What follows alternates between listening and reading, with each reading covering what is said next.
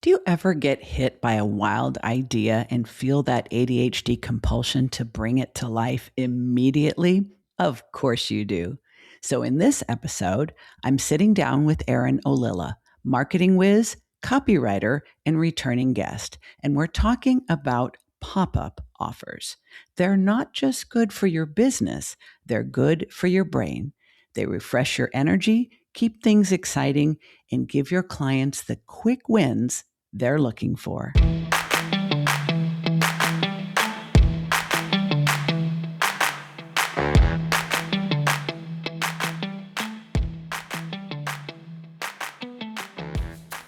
Erin, you and I have known each other for a little while. You've been a guest on this podcast previously. I have guested on yours. And one of the reasons why I pay such close attention to what you do is because of the number of people with ADHD who are writers.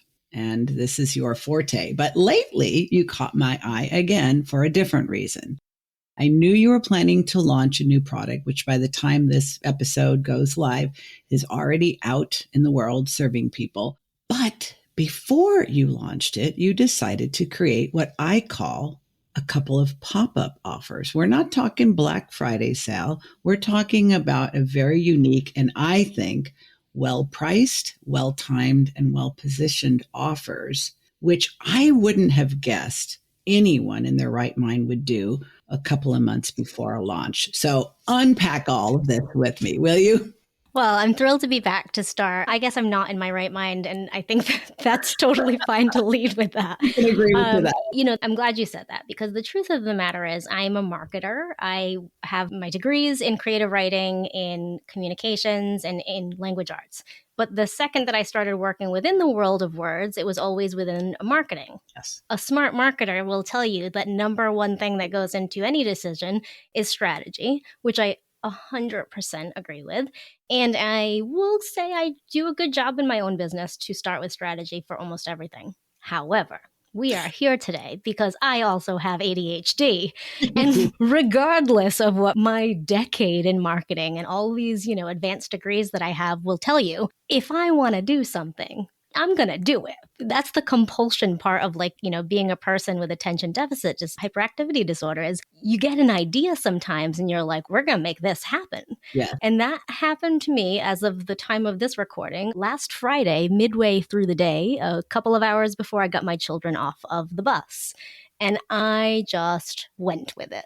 You just had to. So for context, Erin, have you ever done a pop-up offer before, or is this the first? I think the truthful answer to that is yes, in the sense that, maybe in the past, if I had a little extra flexibility in between clients and I knew that, I would say to my email list or on social media, hey, I have a light week next week, I'm going to discount my strategy hours, which I've always offered consistently in my business. So would I call that a pop-up offer? Yes. But to me, that was slightly different in the sense it was something I already offered. Yes. And I was just discounting it because of scheduling versus creating something. I wouldn't say my offer is 100% new. It's just a different combination or a different look to what I've done. So to answer you truthfully, the answer is yes and no. I've kind of done pop-up offers, but this was probably my first truly formed pop-up offer around a specific topic for a specific price that is not listed on my website. Yeah. And the reason why I thought it was so unique, obviously I was curious that you were launching these offers within a couple months of an actual launch, even though I know you have ADHD and I know you, but it was how they were so well timed, well priced, and well positioned. And I thought, man, this is something that I think a lot of small business owners, creatives, service providers, coaches, consultants, solopreneurs could probably do in their business and maybe should do in their business. Let's talk about the specifics before we talk about the strategy and maybe what you might have done differently if you would have done anything differently, because maybe not everybody listening is certain what a pop-up offer is. So let's talk about this two specific offers in light of what you normally offer in your business and the timing and the number of them and the pricing and all the details.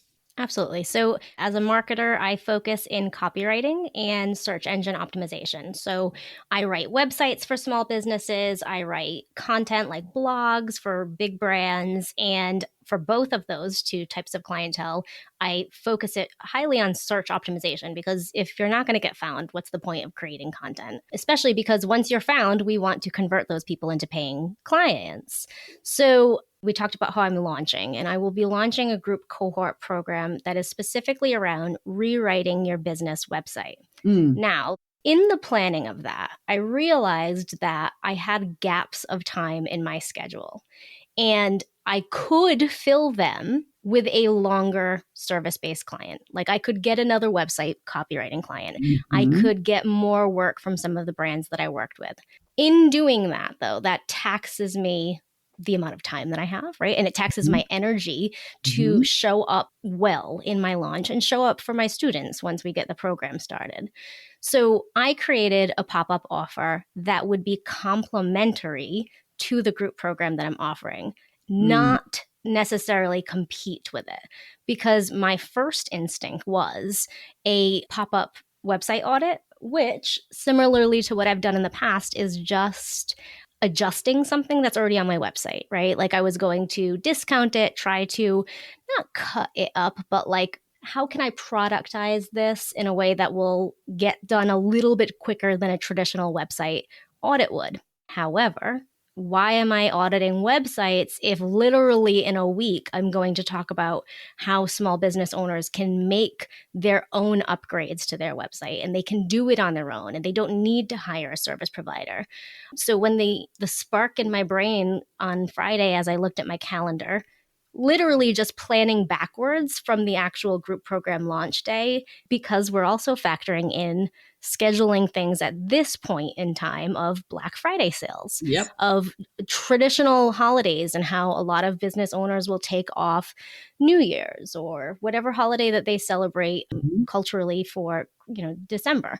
So I got to really be strategic about my time. And like I said, I could have had a larger project, or I could have tried to fit some small things in. So because I did not want to compete with the actual sales I was offering for this program, I decided to create 2 new mini offers of things that I do all the time, but don't have their own little home on my website or in my services offerings.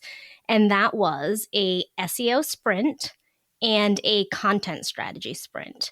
And all of the backstory that I just gave you was specifically to show you that the SEO will, of course, influence your website, and the content strategy will, of course, improve on any good copy you already have. So if someone buys this actual sprint, they could still end up in my group program and not feel like they just wasted money paying me twice for something. Or they don't even have to think about my group program because that might not be a need for them. They could just do the sprint and go on with their life and their business as I continue to launch the next thing in my business. And this, ladies and gentlemen, is why we need strategy. And I'm so glad you walked me through this, because Erin, I was just assuming that you thought, okay, I'm going to be launching this new program in January. I've got that all worked out because I know what a strategic thinker you are. And now, oh man, look at all this white space in my calendar. Nothing makes somebody with ADHD panic more than white space in their calendar. And we feel this compulsion to fill it up with something. But instead of just thinking, well, I don't want to take on a new long-term client. I don't want to take on extra work for my existing clients because bandwidth, right? You're getting ready to go in the holidays. You don't want to use yourself up before you launch a new program because it's a cohort and you got to bring the energy for that. But you also don't want to just have a missed opportunity and leave money on the table. So I would have assumed that you would think, okay, what's short term, time limited, solution focused, so it's an easy sell, not too labor intensive, and I don't have to create something completely new from scratch because I've already got a lot of the bones of the program in what I already do. But you actually did something that's even more next level than that. You created these offers. I'm blowing smoke all the way up your skirt, so sit back and enjoy. You created offers that could be bought independently by people who just want the SEO sprint because they're on top of their SEO, but they just want to make sure everything's all nice and tight. Or they're like, I've been working so hard. I really don't want to think about my content strategy for the next quarter. I really just kind of want to like bang it out. And it's very well priced and the amount of time invested. I also love the almost instant gratification aspect of it because Yeah. in the SEO offer, you're literally doing it together. I think, is that the one you do it together and by the end of the meeting, they have what they need and the other ones they get it the next day or the reverse? Yeah. Kind of what you said. So in the SEO offer, I do all of my work on the front end and I deliver them like my During the like meeting. answers, like the Okay. analysis and what they need to do to improve. Then we meet to discuss because if you've ever bought an SEO offer, you know you Yeah. just feel an immense amount of overwhelm. And the Yes. first thing you want to do is just put that in the Google Drive and pretend that it didn't exist. Yeah. And even though you're pretending that, you're still feeling this level of like, well, that was a waste of money, or I can't believe I just spent so much money and now I've got to do all this work. Well, it doesn't really have to be that way though, because if you have someone doing SEO for you, you just copy and paste what I'm telling you. Like, I'm going to show you where to put it. And during that call, I can remove that overwhelm. I can remove that like wanting to just hide from the project because we could even do the implementation in a screen share. I know from the past that when I've done SEO for people, I always feel like we talk about when we ask for testimonials that we ask like when people are really excited. I promise you, nobody's excited when I give them their SEO results. They want them. They want to improve, but it's just a lot, right? Like you don't want to hear things aren't working. And No. even if they're working okay, you don't want to see that there's a lot of tiny little tweaks that you have to do to improve on it. So Yeah. just getting them together on that time gives them more of that chance to like make them feel comfortable, make them feel like they can improve on their SEO and help answer questions that will arise while they're looking at my actual report for them. On the flip side, with content strategy, I can't do any work for people in advance because it all depends on your business goals. Yeah. So, similar to how the SEO strategy gets delivered the day before our call, the content strategy gets delivered the day after the call. I'm not creating an entire business plan with this content strategy. I am legitimately just looking and analyzing what they have done, talking to them about what their goals are, making informed decisions, and building a strategy that they can hop into at that point. So Mm. they're going to be building on that in the future once they get going, but it removes that blank page option for them where they're like, there's a lot I could write about. Like these are, as you mentioned, these are things that are packaged in some way. I'm already working with clients. When I'm doing a full website copywriting project, we're doing content strategy, we're doing SEO. So it's a skill that I have that I can just jump into quickly and Mm. efficiently and provide someone results that they cannot do on their own. But I'm only building on the information that has been given to me. So it's like sometimes business owners come to me, especially with like blog content, and they'll be like, I can write, but like, I don't know what to start with. Like, I have 40 things I need to write about. And I can look at their list of 40 things and organize it into categories, or I can structure it into, like this is DIY. You don't have DIY offers because that's a mistake everyone always makes. Yes. So, just being able for me to put that like strategic hat on lets someone have, like you mentioned, the quick win to Yeah. just do the thing. So Yeah. like an ADD instant gratification, they get that. Okay, this isn't a waste of money. Oh, I know exactly what to do. And now I can just do that thing and I'm going to start seeing the results. I do this too, but I see so many people constantly on social media. This is not the right word choice because I don't mean it in a negative way, but complain about the fact that they're not doing these things they know they should be doing. Or worse, that they want to be doing. Because again, like a lot of people will say, I think it would be fun to blog. Like, I think it would be really interesting. Let's say a photographer to like, share the home documentary style like clients that I have. This would be so fun to talk about it, but they don't know how to pull those pieces in and weave them into business goals. So it just gives them the tool to take it and do that on their own. What makes these pop-up offers make so much sense is that you've already created the bones. You already have these structures in your business. You do this all the time. So it's not a lot of effort for you.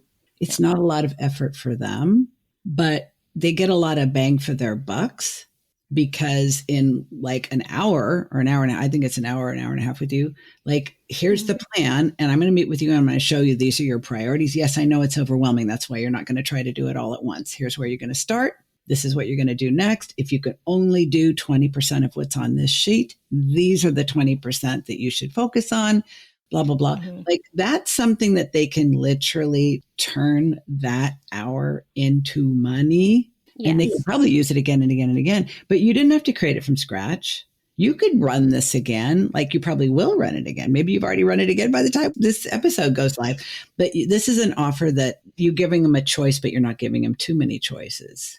Right. Right. And that's so important. Yes. I'm just thinking all the different ways that this is like a very smart way to do pop-up offers. Does everybody need to do pop-up offers? No, but have the stuff that you've already created. So it's easy to put into action. You did it in less than a week. It's already part of your existing business. It doesn't cannibalize or compete with anything else you're offering. So that I didn't think about this originally, but somebody could just buy one of these offers and take it and use it.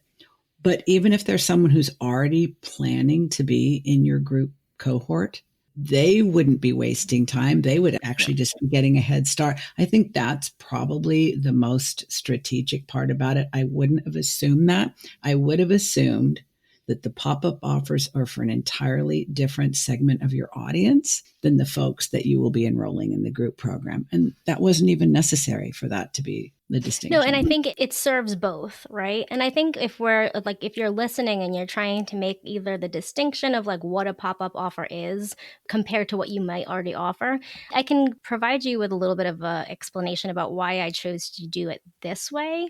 I mentioned that I did have, strategy hour calls, and you had mentioned that part of this specific pop-up opportunity is that they can get on a call with me. When I originally thought of this, I thought, well, okay, I'll do a call, I'll do something. But here's the problem with calls.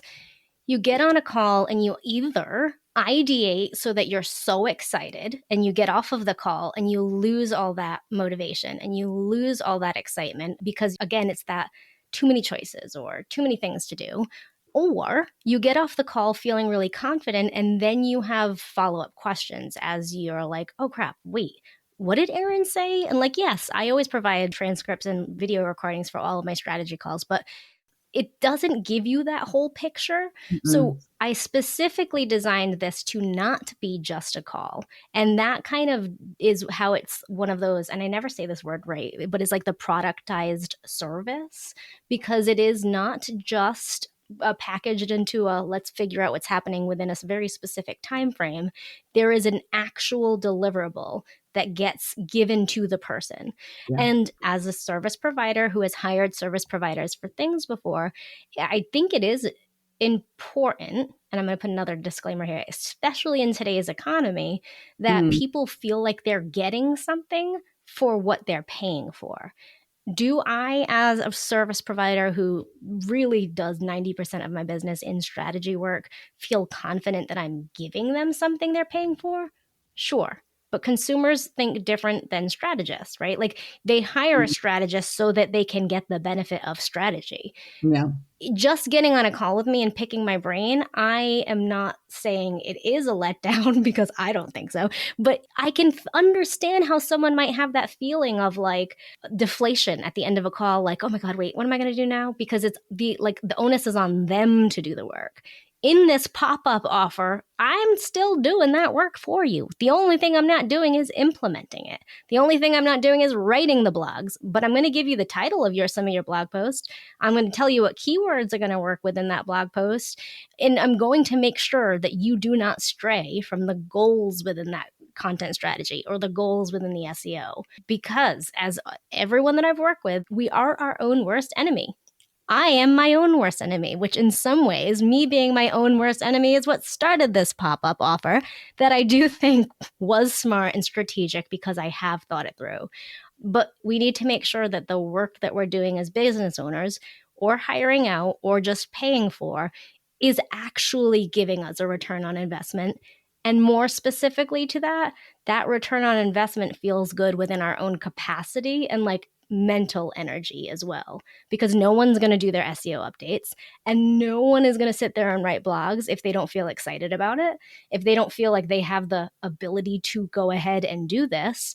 But if someone gives them that, they're going to write the blogs. I agree 1,000% with everything you said. And I also want to say that business owners need strategy. They need strategy. They may even know enough to say, I want strategy. But most of the time, selling an hour or a half day or a day or whatever of your time to talk about strategy is not going to be an easy ask. It's not going to be something, like I say, it has to be easy to service and easy to sell, because a standalone offer of strategy leaves people with too much to be done after the strategy session. So did they get something valuable? They may vaguely know that they did, but they won't believe that they got something valuable until that strategy can be converted into something they can see with their eyes or hold in their hands. You know, it reminds me that I read people are more satisfied when they go see a doctor when they leave with a prescription. Yeah, because they feel like they got something from it. They feel like they got their money's worth. If you go to the doctor and the doctor does whatever the doctor does and tells you, well, everything looks ship shape, you may be relieved, but you won't be satisfied. Versus they say everything looks good except for your whatever levels are low. So I want you to go, let's say your vitamin D levels are low. So I want you to go on this supplement for 12 weeks and then we'll test you again. Now you're like, wow, I'm so glad I went to the doctor. I never would have known I had low vitamin. And now I've got a prescription and now I can take action and now I can fix my own problem. And that feels like. And now you have the timeline. The timeline part's important too. Yes. Because that's part of why strategy is so like palatable for the consumer when they have a small deliverable. And I found this very specifically. I'm glad that I mentioned earlier that I work with big brands and tiny businesses, because I can create a literal 1-year strategy, content strategy for a huge brand. And they're going to be thrilled. They're going to want to add to it if on top of that. Yeah. If I give an entire year's content strategy to a small business, even if I do the work to explain where the pivots happen and what to do if a newsworthy thing adjusts this or XYZ, even if I do that work, they are so overwhelmed. Yes. It's like a deer in headlights, and they do not like that.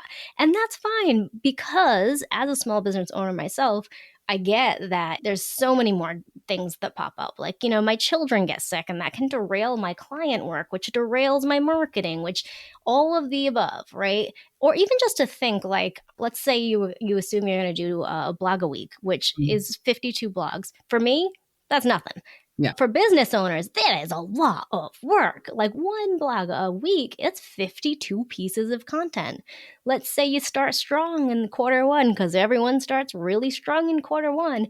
Mid-February, once cabin fever's happening and people are just in their business versus that like New Year excitement, that's it. They're done. They're like, I don't even know if this is working. Because again, SEO and content strategy, they can be a tough sell because you do not see your return immediately. You get website copy, your designer puts it up on the page and people compliment you, or people say like, oh, that's so fun. I didn't know you offered that. Or, you know, I love those new pictures. The way you describe yourself on the about page is like really, you know, made me feel so confident to hire you.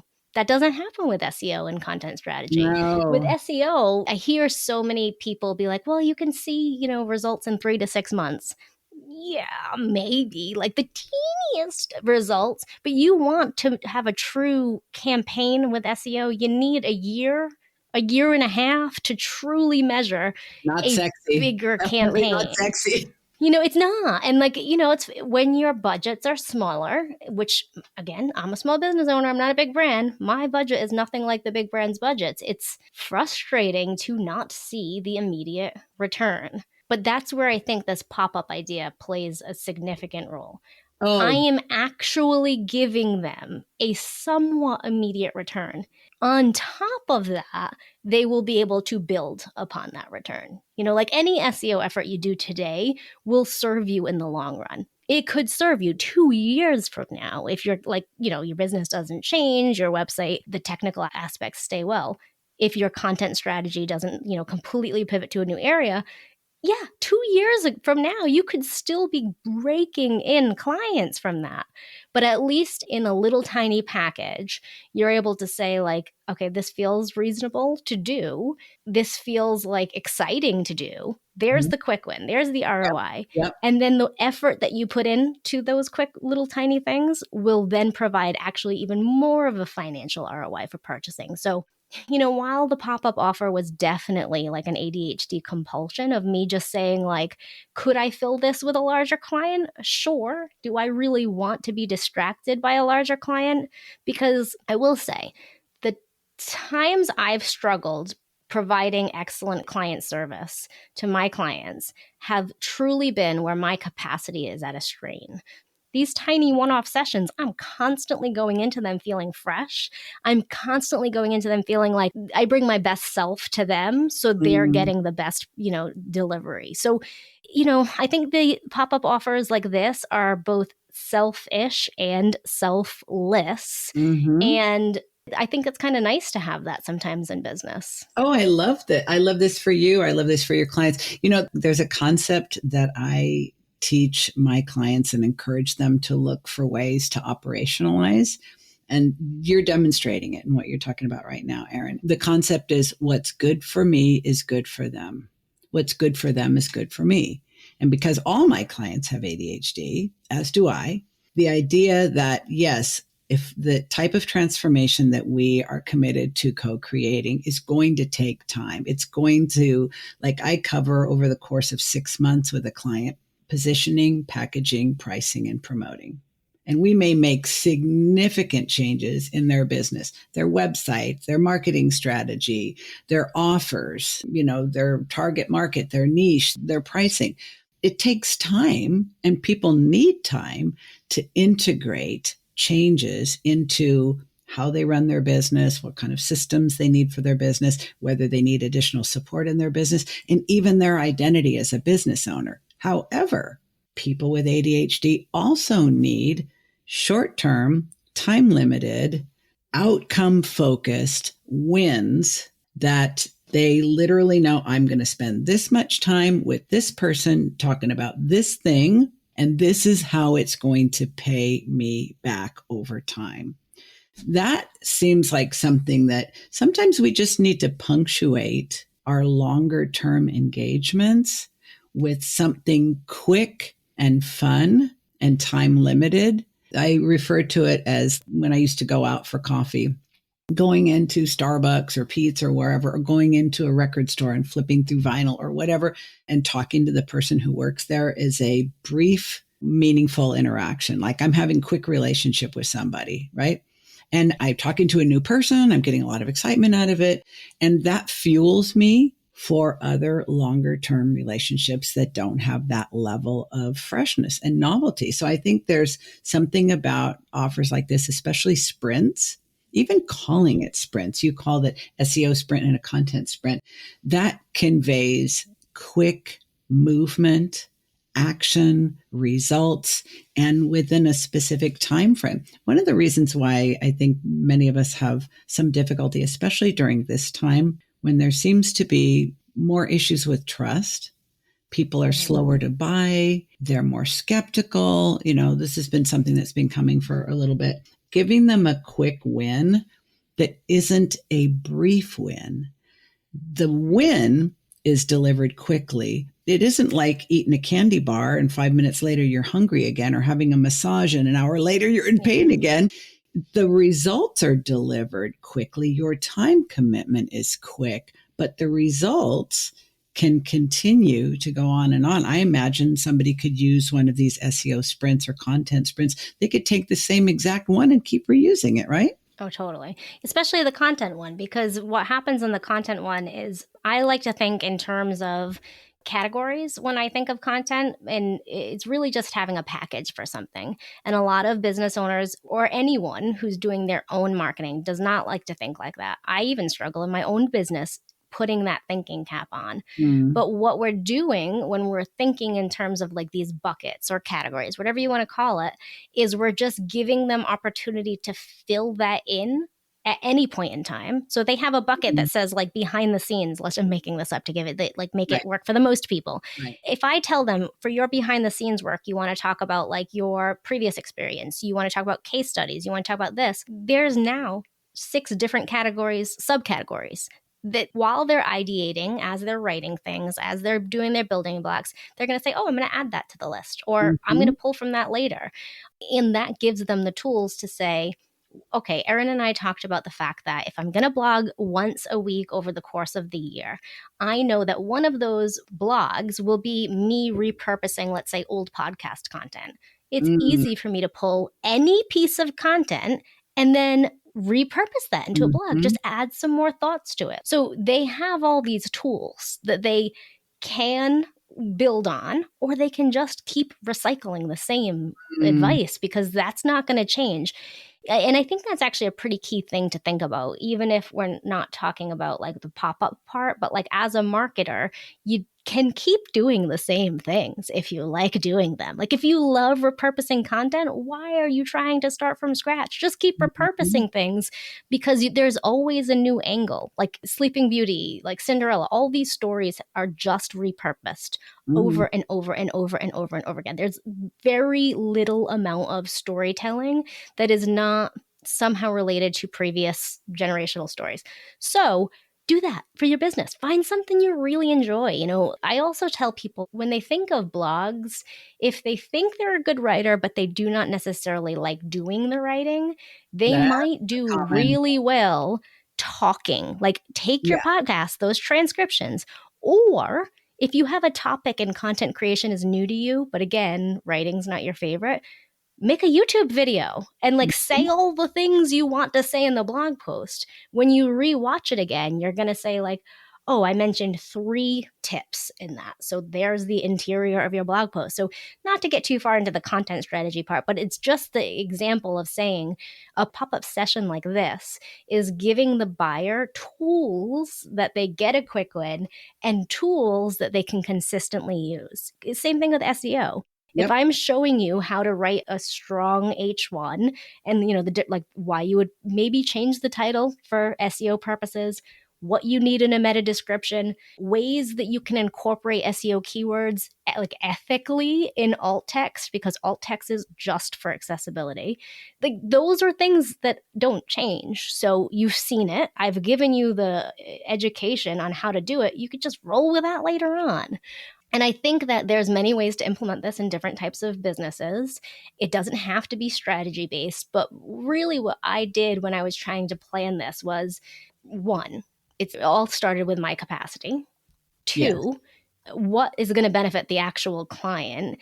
And then 3, how can I create something that is not, the word ongoing is wrong here, but like that has that stopping point. So I know my SEO is going to benefit, you know, taking it in those 3 things. It's benefiting me because I know these short sessions will work really well with my brain and I will feel refreshed to do all the other work I have to do. It benefits the client for both of those SEO and content reasons we just discussed. And then they're able to take that and they don't just have that like one-off deliverable or one-off session that they get the information from. They can then do more with it. So that's how I think I would recommend people design their offers. Like, how does it work with your capacity? How does it benefit your audience? And then how can you make it feel like something that's going to be bigger than the actual event? Because my sessions really weren't just that call. They were everything that got discussed on the call. They were everything that they can build upon. The call is the least of the selling factor. The selling factor is the strategy. And because, well, so many people say, I'm willing to do it. I have the capacity to do it. I just need a roadmap. Yeah. Now, oftentimes we're not being entirely honest with ourselves when we say that, because oftentimes we also need some sort of accountability and scheduling. Sure. Otherwise, we won't do it. But you literally are delivering an independent service and deliverable that they can then take and use to get an immediate win. And they can also use to get a longer term win, which is not possible with content strategy or SEO strategy on the bigger scale. Like, I know how long these things take, right? And that's not sexy. And it's definitely not attractive to an ADHD brain, because we're like, wait a minute. Oh, stop. You're telling me that I have to figure all this shit out, even with your help, and that I'm going to have to do it for 6 months to a year before there's any noticeable improvement at all. And then I'm going to have to keep on doing it as long as I'm in business. Are you out of your freaking mind? So it's like being able to offer that quick win, which may be an entry into a longer term program, and maybe not, or maybe they're going to try to do it on their own for a while and end up working with you in a different capacity later. You know what I'm wondering though? You sent an email out after the email where you created this offer and shared it, and I reached out to you. And you sent a different kind of email the very next day. And you even referenced the fact that I had reached out and I said, Erin, I think it's time for you to come back on the podcast because I really want to talk about this pop-up offer thing. I would love to hear you talk about this because this is new to you and you're like, okay, this seems like a great idea and I'm going to do it. But maybe there's something about the way you did it that didn't work out exactly as you planned. So had you known that, you would have done it differently, kind of thing. 100%. Again, I thought of this offer about a couple hours before my children got off the bus, and not just on a normal weekday, on a weekend. So I had to develop the offer, get it out there quickly, let everyone know in all the different ways, and then step into my role as a mom. And I had all these weekend plans. We had children's birthday parties. I planted 261 cloves of garlic over that weekend that I launched this. Wow. But I got the idea out because I was excited about it. And I think because I've had a podcast for years now, I've had a lot of people hire me for these strategy calls and things. I think I just assumed my email list would jump on the offer. Like, oh, wow, this is only $500. Like, yeah, sign me up. Yeah. And after like a solid day went by, I was like, yeah, nobody bought anything yesterday, which you shouldn't expect that in pop-up offers. Could that work?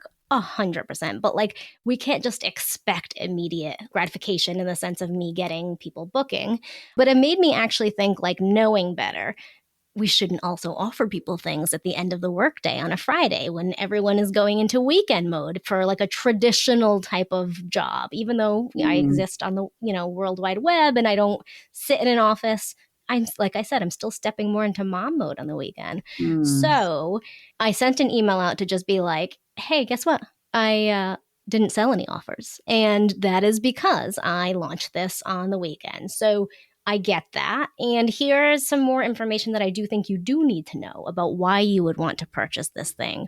Or what I actually did too, shortly after that first follow-up email, was I extended the sale to make it a solid week.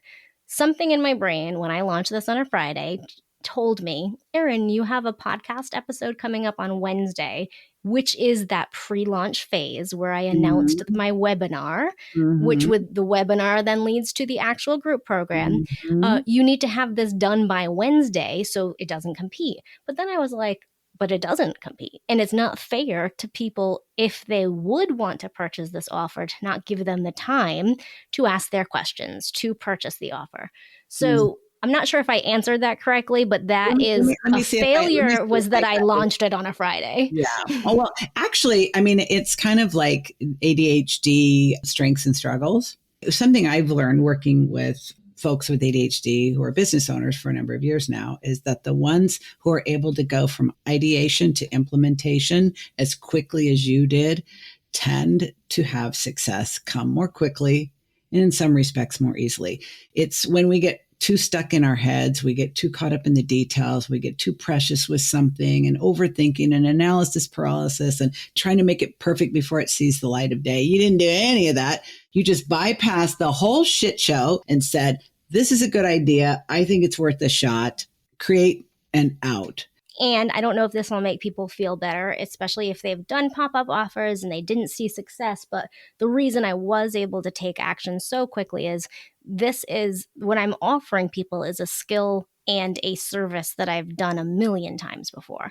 So one thing I got really in my own head about in the actual initial offering of this offer is the fact that I didn't have a web page for it, which I just sent them right to a public proposal using Dubsado, which is a CRM that I use. Mhm. So the information's there. They're able to book. They're able to fill in their questionnaire answers, which are very short and easy to complete. They don't need to like think about stuff while they're filling it in, and pay all in one tiny little section. I Mhm. thought that was a big pro. But Yeah. as a person who works on websites all the time, all I could think of, which I did actually end up changing, but all I could think of is like, I need a website page for this. I'm glad that I launched without the website page. The one thing I am testing is the idea that people maybe aren't buying right away because they still are so conditioned to want to physically see something before they purchase, right? Mm. So I share this in my email. Email to sales is easy funnel because these people know me, they trust me, I'm in their inbox regularly. They are likely listening to my show, so they have that, again, that camaraderie built in. Mhm. However, when I share that Dubsado link on social media, I'm Mm. just saying, like, hey, go buy an SEO sprint. And then they get a calendar and they're like, what the heck is Yeah. happening here? Mm. Even if I've talked about it a ton, even if I've described it well. So part of the test in this pop up, which I really think you should be jump to the idea of testing, but not jump too quickly when it comes to strategy, is do the sales increase quickly once there is that like stomping ground page where they can visually see the words and then make Mm. the purchase? My gut reaction says yes. So initially, this pop up offer caused me some anxiety, and I thought it was better to roll with the being honest of saying, like, hey, 24 hours went by and nobody is giving me their money. Like, please do that, with that initial email, Yeah. or knowing that I needed to make a little bit of adjustment just because that was the right thing to do. And that's what would benefit me, because things aren't just smooth sailing and, all the time, but you can make them smoother sailing and you can get big wins when you are strategic about making these decisions. And one of the things you can also do, which you are clearly doing, that makes all of this smoother and easier with less friction and a lot more fun, is consider everything an experiment. Oh, yes. You were like, Mhm. I'm just gonna, you know what? I see I've got some room in my calendar. I can make a couple of pop up offers pretty quick and easy here. And I'm going to Mhm. put them out there. And you didn't get super butt hurt. You might have been a little confused, but you didn't get butt hurt. You didn't personalize it and think, oh my God, this is so cringe. I'm super embarrassed. I need to go hide it away. You were like, that didn't go as I expected. Mhm. Not throw the whole thing away and go drown my sorrows, but maybe there's something missing, or maybe the timing wasn't right, or maybe this. I Yeah. mean, that's why I think mindfulness practice is so important for Mhm. small business owners. Be open, be curious, and be non judgmental. It's all an experiment. And Mhm. anybody who tells you they know what they're doing all the time is full of shit. You Mhm. came back and said, I did this thing. I thought it was really cool. Even one of my favorite podcaster friends reached out and said, this is a well positioned, well priced, timely offer. I'd like to have you come on my podcast and talk about it. You're like, how come it's not selling? You didn't even hide that, which I think one of the reasons why folks with ADHD can often be perceived by others as being like immature or emotional. But damn it, if we aren't authentic, Right. when we don't get the results we expect, instead of having the good sense to hide away, we're like, what the hell, guys? I made this terrific offer and nobody's buying. Like, Yes. what am I doing wrong? And guess what? You will not only get information from people who will say, oh, well, Mhm. I didn't even see it because it's the weekend. And you're like, Right. or Right. actually, I was going to get around to it. I just got distracted. Or when did you send Mhm. it? Like, now we've got information. Now we've got data. Right. You didn't get your ego up Right. in your business, is what I'm saying.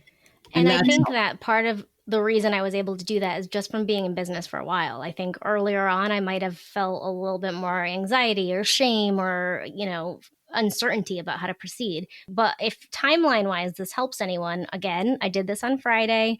I had someone reach out and asking me about, within the first 24 hours, I had someone reach out asking me about payment terms.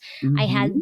someone give me a compliment on the price, and then I had business friends be like, oh, hold up, you need to increase this price because I know what you offer and this is too low. Yeah. So I share all this again. Yes, it's, transparency is one of the big values that I run my business by.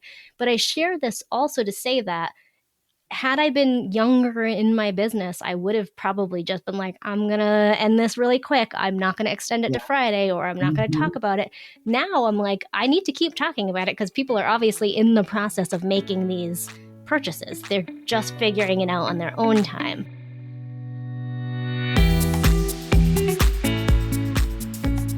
Hey boss, we want to keep this actionable. So remember, just because you can cook up a brand new offer with half your brain tied behind your back doesn't mean it's the best way to use your creative energy. A true pop-up offer delivers quick wins for both you and your clients, and they're served up hot, fresh, and fun. Check the links in the show notes to find out more.